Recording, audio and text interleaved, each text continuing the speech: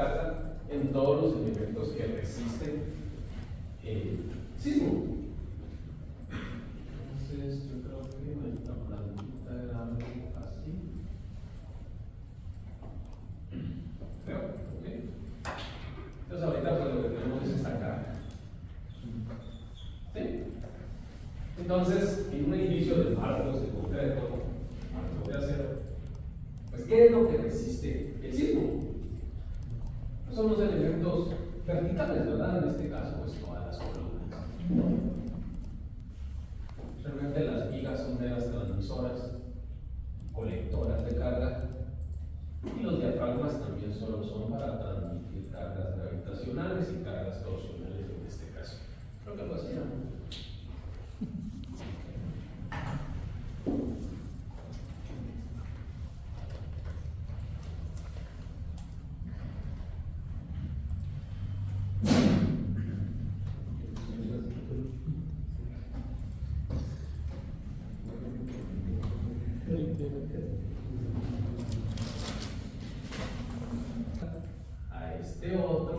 A este otro, siempre y cuando estén conectados con una viga, es decir, que sean transmisores de la carga. ¿Qué pasaría si, digamos, tuviéramos alguna columna por ahí aislada?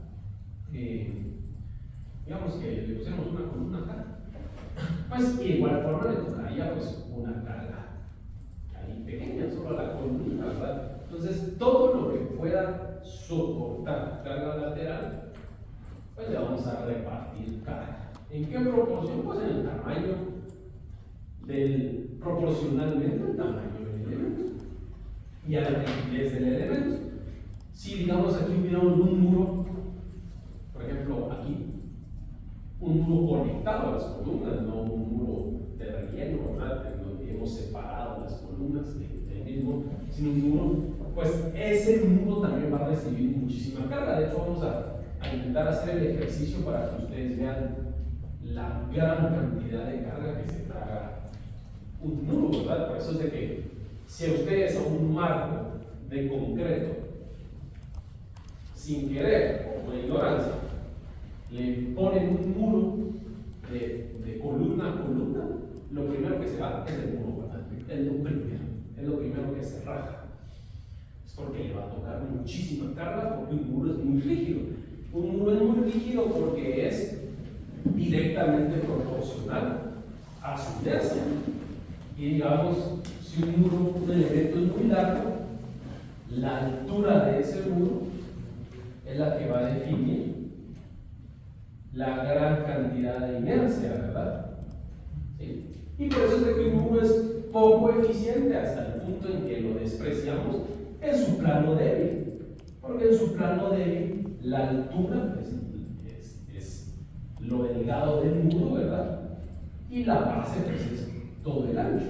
Entonces lo que está llevado al cubo pues es realmente lo que está colineal a la carga que está resistiendo, y por eso es de que un muro en su plano débil es casi que inútil para soportar cargas laterales.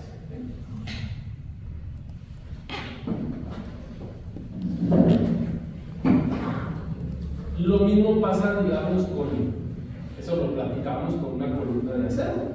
Una columna de acero es muy eficiente en su lado fuerte, porque ahí tiene el alma, ¿verdad? Pero al contrario, el alma está perpendicular a la carga y es muy poco eficiente. Por eso es de que preferíamos enfatizar en ese lado, ¿verdad?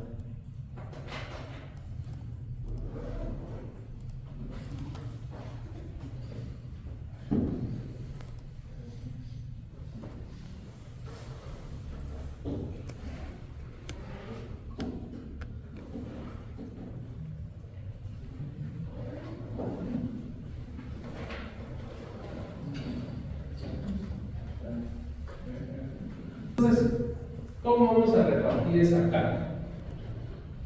Entonces, ya tenemos esto, ¿verdad? Ya tenemos nuestras cargas laterales.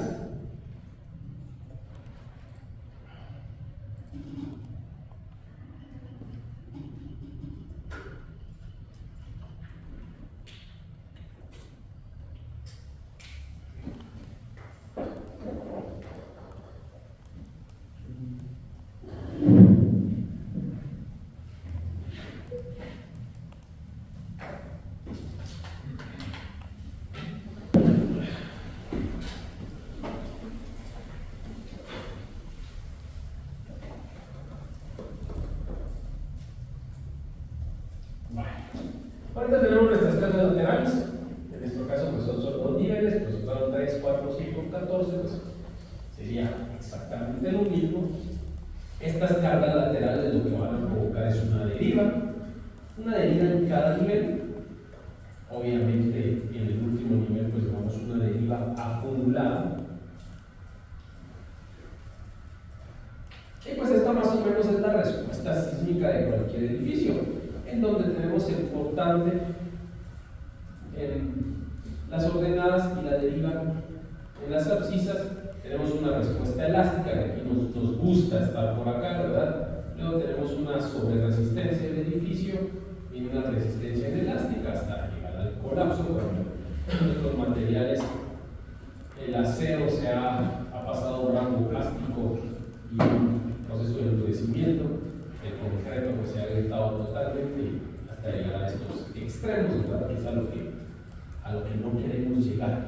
Idealmente queremos estar por acá. El mismo código, si el sismo que pasa es un sismo mayor al sismo de diseño, entiéndase de que nosotros hemos diseñado un sismo ordinario, un sismo importante, un sismo extremo, pero ese sismo sobrepasa el sismo de diseño, pues el código admite que hayan ciertos daños, ya que vamos a estar acá en una respuesta inelástica. En el colapso no. Esta es una muy bonita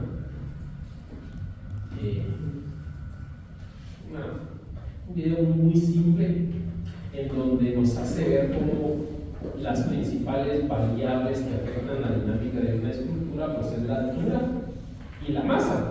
Y no solo cuando hablamos de masa es el peso distribuido del edificio, sino también dónde está ese peso.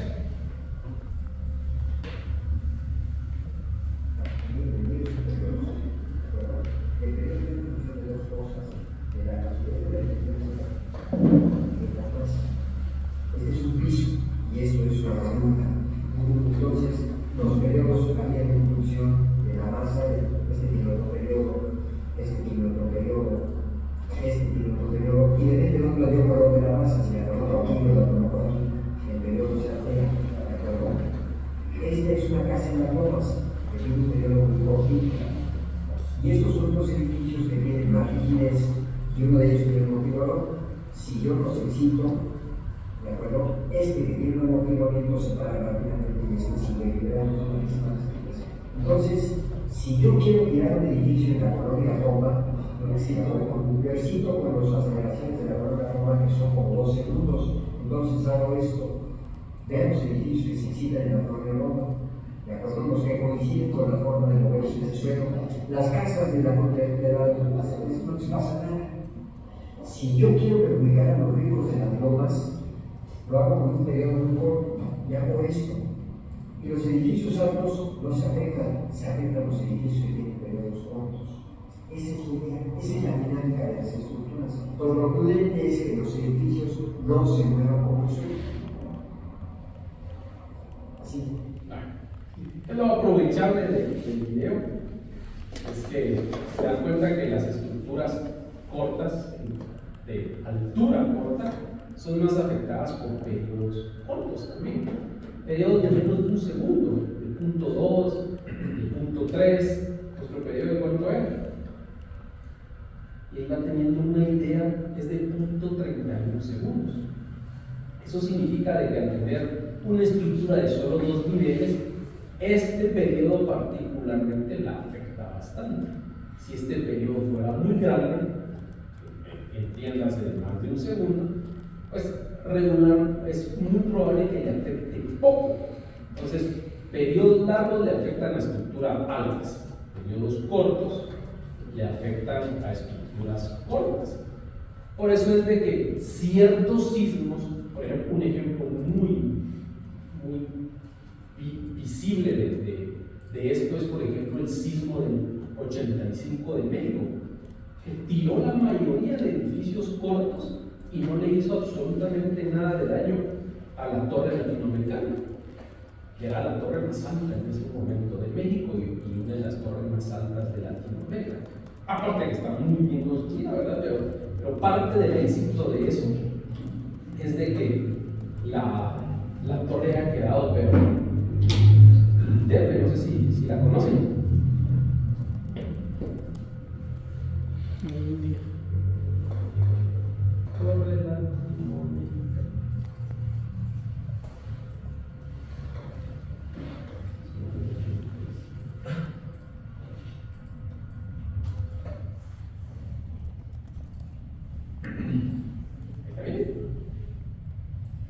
La torre solita entre todos los escombros, ¿no? Y de hecho han ocurrido ya varios sismos en donde la torre ha sido la gran protagonista.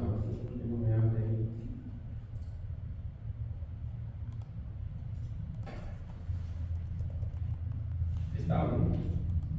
Entonces, evidentemente también responde a una muy buena configuración estructural. Es una torre de acero en un tiempo en donde no había muchas estructuras de acero en México, pero es también parte del éxito, ¿verdad? Es el periodo de ese sismo.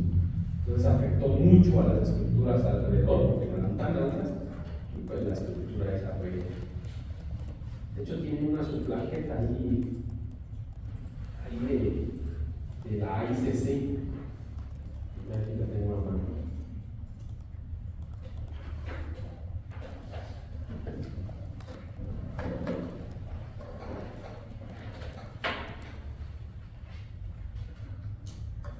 En el último nivel, esta torre tiene 28 niveles.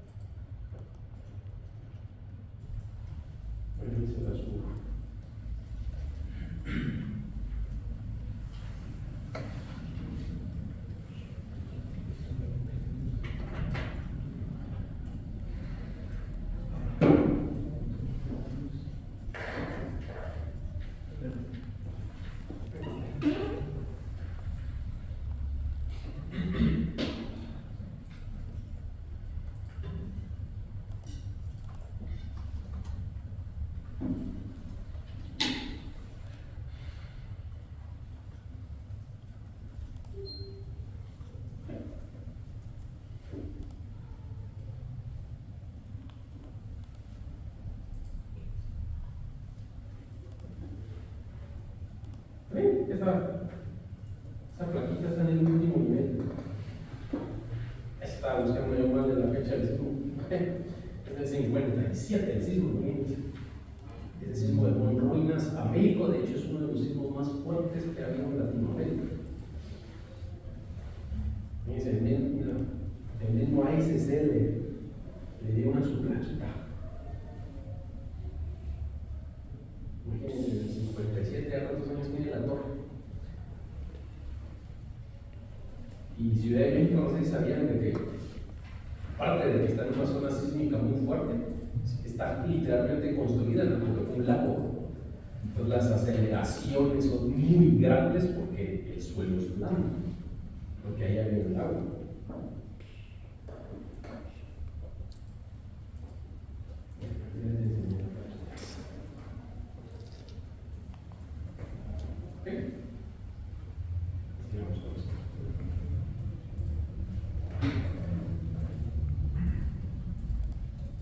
Bueno, entonces la distribución de esa carga lateral en las diferentes columnas, muros, brisas o cualquier elemento que resista carga lateral, lo vamos a hacer mediante una distribución que está en función del centro de rigidez y del centro de masa de la estructura. Entonces tenemos que calcular pues ambos centros.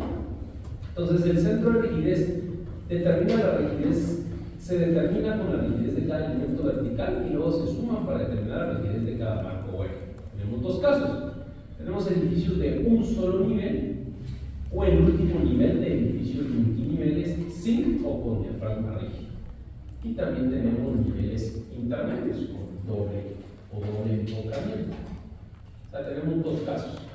Cuando el último nivel, cuando solo tiene continuidad en la parte de abajo, o también aplicaría para edificios de un solo nivel, y luego pues para cualquier edificio que tenga continuidad arriba y continuidad abajo, niveles intermedios. Entonces necesitamos estas formulitas. Entonces tenemos que la deflexión de un elemento vertical, no solo una columna, sino también puede ser un muro, es igual a P, donde P es la carga lateral, justo la que queremos distribuir, multiplicada por la altura al cubo, dividido 3 veces el módulo de elasticidad por la inercia de ese elemento. Y cuando tenemos una columna que sí tiene continuidad, la fórmula pasa a ser esa misma fuerza por la altura al cubo dividido 12 veces el módulo de elasticidad por la inercia. Les voy a apuntar igual aquí. Entonces aquí vamos a tener estructuras de un solo nivel o último nivel. Entonces la deflexión va a ser igual a pH cubo 3 veces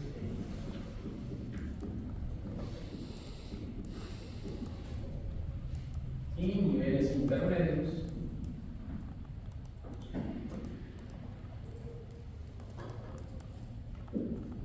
tenemos que la deriva es igual a pH cubo, solo que es 12.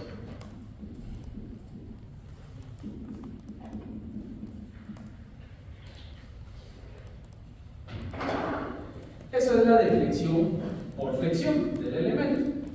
Y también tenemos la deflexión por cortante, donde es 1.2 veces, otra vez P, por la altura dividido el área del elemento por el módulo de cortante, pues del elemento, no necesariamente de concreto, ¿verdad?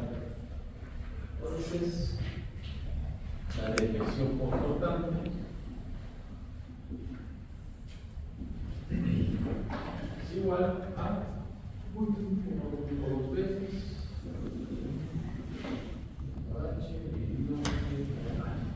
entonces la deflexión completa del elemento va a ser la sumatoria de la deflexión por flexión más la deflexión por cortante.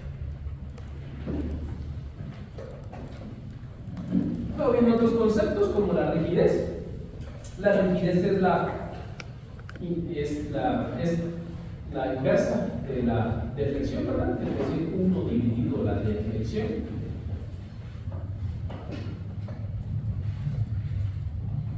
Y eso es lo que nos va a servir para determinar nuestro centro de rigidez.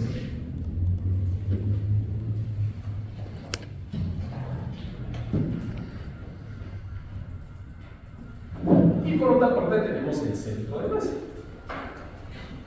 El centro de masa pues es el punto donde la resultante de las fuerzas gravitacionales ejercidas por todos los cuerpos del sistema se anulan. Es el punto de equilibrio, como aquí el ejemplo de si fueron a la feria había un montón, ¿no?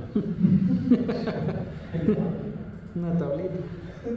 Sí, ya no son aire favorito. Entonces ahí está la fórmula para calcular el centro de masa, donde va a ser igual a la sumatoria de este X sub I, es el centroide del centro de masa del elemento que estamos usando. Por ejemplo, si nosotros tenemos este edificio, nosotros tenemos que determinar un eje cartesiano o un punto cartesiano de donde salir, pues para que no tenga negativos, pues seguramente lo ponen en la esquina inferior izquierda más alejada de todo, ¿verdad? Lo pueden poner donde se les dé la gana, a fin de cuentas, ¿verdad? Solo van a tener pues cotas negativas. Entonces digamos que eso va a ser. Entonces lo que necesitamos es empezar a coordinar todos los elementos. Entonces digamos el X sub I, que habla ahí la fórmula, pues para esta columna que vamos a poner que no sé qué es esto. No lo pusimos. Pero vamos a poner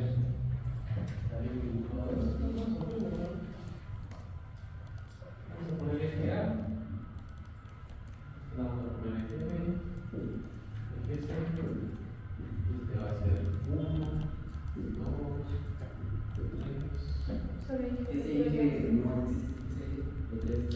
Alta resistencia. Es una unidad central. Es una unidad, ajá.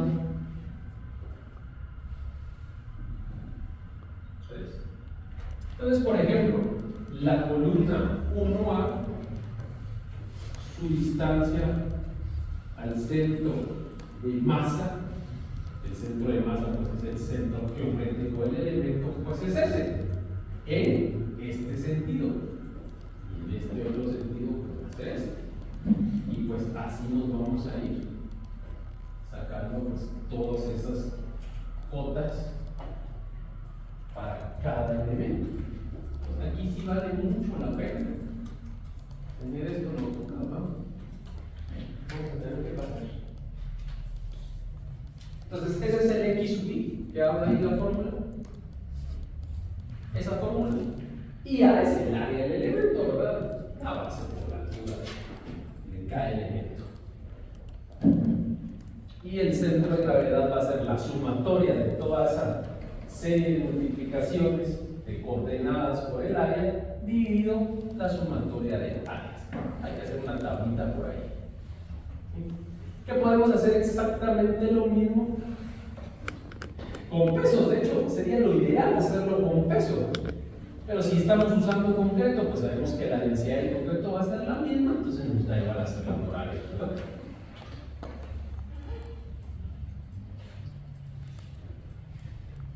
Hablemos un poquito de los sistemas estructurales y cómo afectan el centro de gravedad y el centro de rigidez, que es lo que estamos platicando.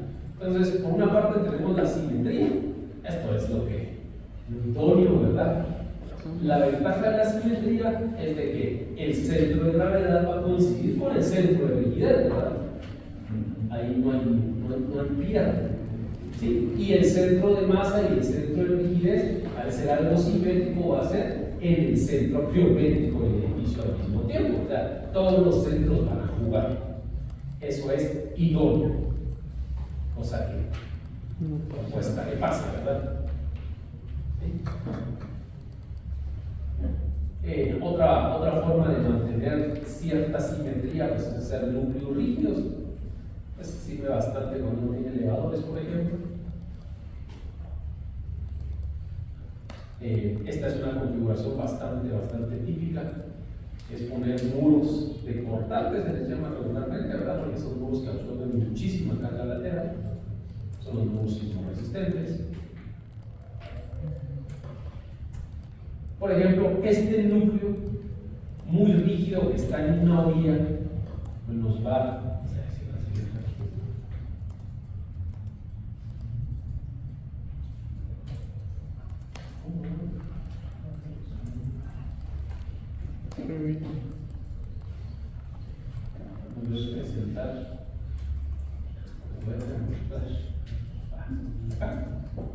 Entonces, cuando tenemos un núcleo muy rígido, el centro de rigidez de esta estructura pues se va a correr buscando esa rigidez grande.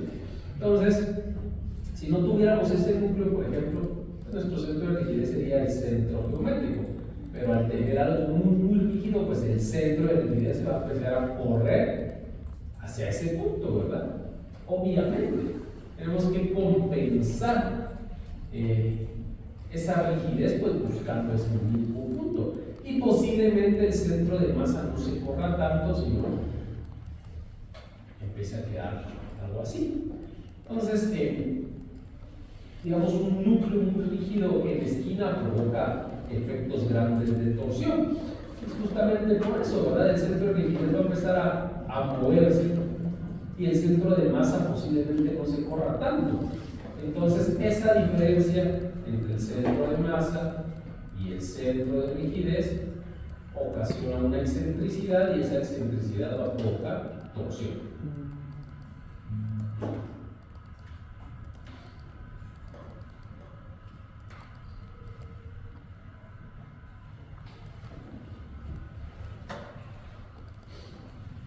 Entonces, cuando nosotros tenemos efectos torsionales, pues vamos a empezar a tener pues, ciertos efectos de traslación, en que la estructura va a empezar a tener estos giros.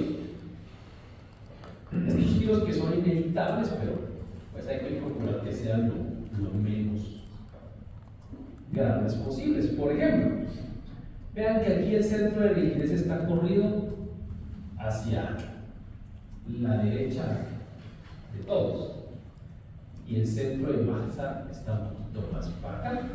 Entonces, ¿cómo es que funciona un sismo? Vamos a dibujar eso ahí. Una estructura muy simple, pero que tiene su centro de rigidez acá. Y resulta que el centro de masa está acá. Entonces, esta carga que ya calculamos, la de piso, va a venir aquí, al centro de masa. Y la estructura lo que va a hacer es girar en el centro de rigidez, así. Entonces va a ser esto, ¿verdad? Entonces, eso es el efecto de torsión que tenemos. Y esa torsión, pues no va a ser más que la excentricidad multiplicada por la fuerza sísmica, ¿verdad? Es un momento. Un momento torsor. Entonces, excentricidad. Luego de calculado los centros de rigidez y centros de masa por nivel respectivamente, la diferencia entre dichos centros será la excentricidad. Esta excentricidad genera un momento vector que pueda o no generar una fuerza inercial mayor en el eje de análisis. Entonces, como venimos viendo nosotros, esta fuerza, que es la misma que está acá, ¿verdad? En este caso, la vamos a repartir en cada uno y en todos los elementos que soportan carga lateral. Esa distribución la vamos a hacer. Pero cuando nosotros tenemos excentricidad, que aquí vamos a tener, por el sencillo hecho de que es simétrico, ¿sí? Entonces, aparte de estas cargas que vamos a distribuir, que la sumatoria de esas cargas pues, va a ser la fuerza de piso, dependiendo de qué piso estemos analizando, aparte de eso, nosotros tenemos que calcular ese momento torsor. Digamos que a nosotros nos quede, que va a ser muy posible, que el centro de rigidez esté corrido tal vez como por acá, ¿verdad? A ojo. ¿Por qué va a estar corrido más a la izquierda? Porque hay más elementos, ¿verdad? ¿Y por qué más para abajo? Pues porque tenemos unos dos aquí que van a querer jalarnos del centro de rigidez. Y el centro de masa pues va a tener más o menos ese mismo comportamiento, pero posiblemente no tan grande. Digamos que me quede por acá. O quién sabe dónde queda el centro de masa. Incluso podría quedar fuera de la geometría de la estructura, ¿verdad? Pero vamos a suponer que está acá. Y aquí el centro de rigidez. Entonces, aparte de esa distribución, yo voy a poner por acá esa carga y como les dije, pues va a girar en función al centro de rigidez. Entonces, ¿para dónde va a girar la estructura? Acá, ¿verdad? O sea, va a tender a hacer eso, porque gira en este punto, ¿verdad?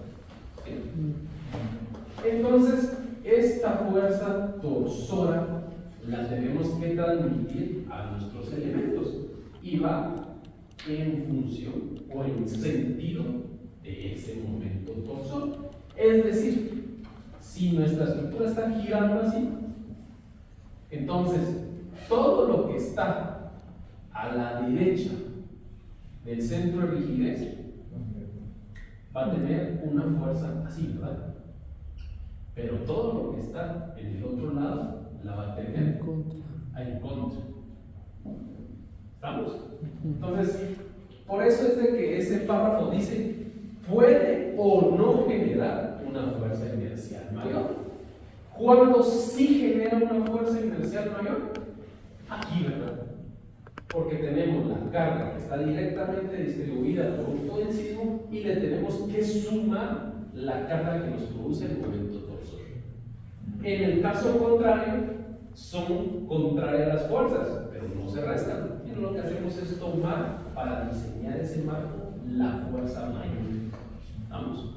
Cuando las cargas son contrarias, tomamos la mayor y cuando tienen el mismo sentido, la sumamos.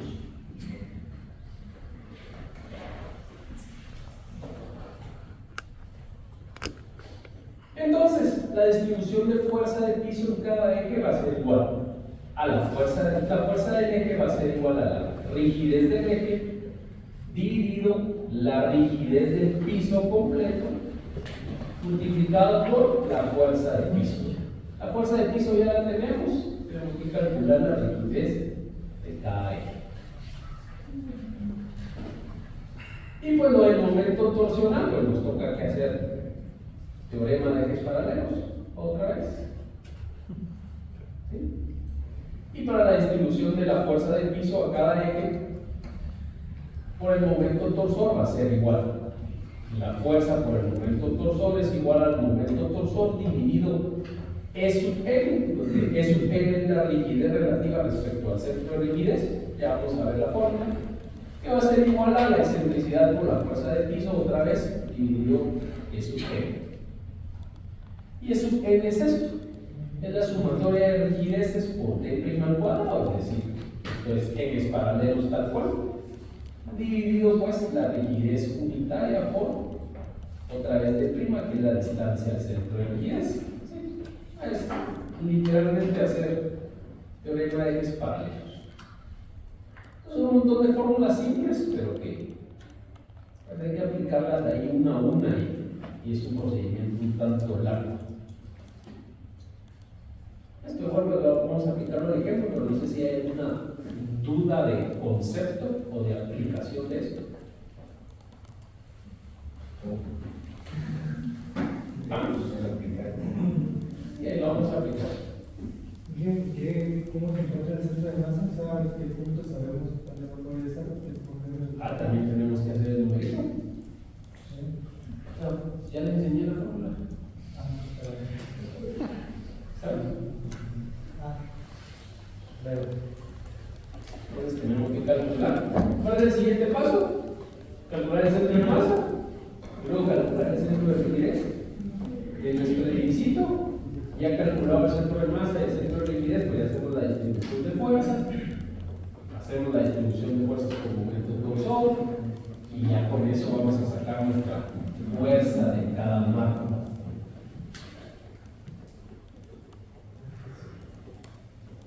Entonces, es de aplicar todo eso.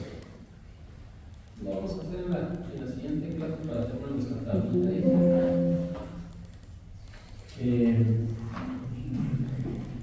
Entonces, ahí estaríamos por hoy. Todavía no he solucionado el asunto de la clase. Pero espero hacerlo mañana y les aviso. Entonces, O sea, mañana mismo hay clases. Pero a esta hora. No sé si va a ser antes o va a ser el viernes. Pero el examen, que ese sí es de la siguiente clase. De la mañana, está pasando.